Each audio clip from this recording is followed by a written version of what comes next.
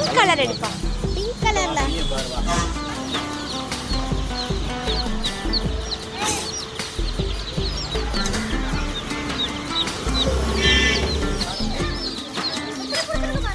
எனக்கு பிடிக்குது.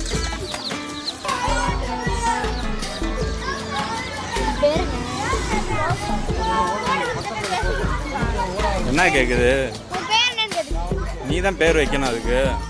இந்த கலர் வாங்கிருக்கேன், நல்லா இருக்கான்னு பாருங்க. நான் இந்த கலர் வாங்கிருக்கேன், ரெண்டுக்குள்ள எது பிடிச்சிருக்கு அம்மாட்ட சொல்லுங்க.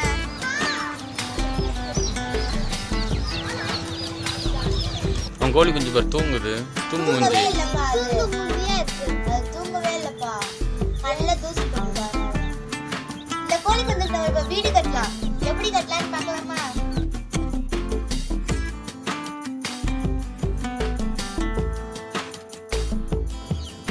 கதவு கோழி குஞ்சு உள்ளே போடுறது.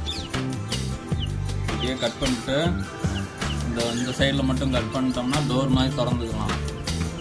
இந்த சைடு வந்து ஃபுல்லாக அப்படி கட் பண்ணி எடுத்துட்டு இதில் ஜன்னல் செட் பண்ணிடுவோம். ஜன்னல் கூட கம்பி கம்பியாக வச்சுருவோம். சரியா? பார்ப்போம். விளக்கமாறு குச்சி இருக்குல்ல, அதை வச்சு வைக்கலாம். தாய் செய்கிறோம். நீ சரியாடா? சரிப்பா, நான் செய்கிறேன். இப்போ உன் கோழி குஞ்சுல என் மேலே ஏறிட்டு நிற்கிறாங்க. அங்கேருந்து ஒரு காக்கா கத்திட்டு இருக்கு. அது கோழி கொஞ்சம் தூக்கிட்டு போயிடும். அதாங்க கத்துது பாரு. அம்மா பார்த்து பொறுமையாக விட்டு கையை கீழே வெட்டிக்கிறாத. ஜாக்கிரதை, சூதானமாக கட்டணும்.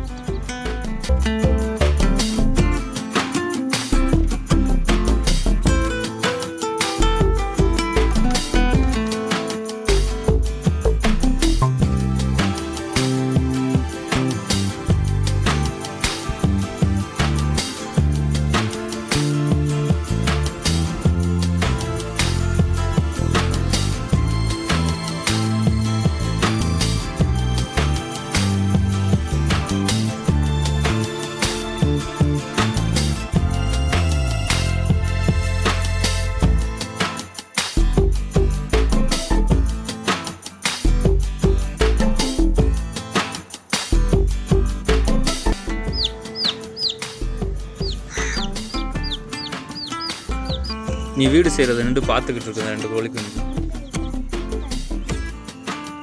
கோழி கொஞ்சம் தூங்குறது யாரும் சொல்லக்கூடாது. ஏன் கோழி கொஞ்சம் தூங்குறது? இப்போ நம்ம ஜன்னல் செஞ்சாச்சு, அடுத்து நம்ம பெட்டு செய்ய போகிறோம்.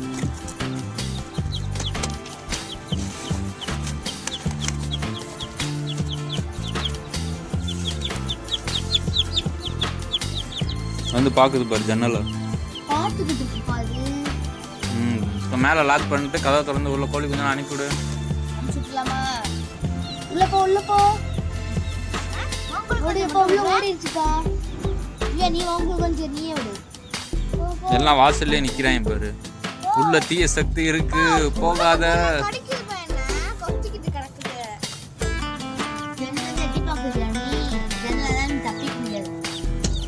ஏன் என்ன ஜெயில் கம்பி மாதிரி போட்டு வச்சிருக்கீங்க?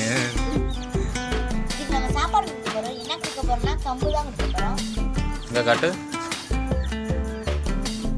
கொடுங்க. இது என்னம்மா அதுக்கு தட்டா?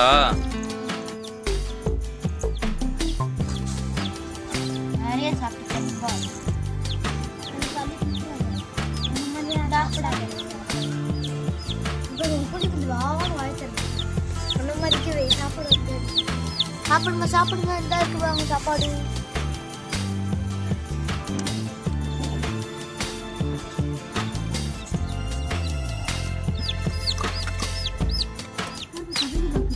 நம்ம வீடு செஞ்சாச்சு, சாப்பாடும் வச்சாச்சு. இது மாதிரி உங்க வீட்டுல யார் யாரா கோழி வளர்க்குறீங்கன்னு சொல்லிட்டு கமெண்ட்ல சொல்லுங்க.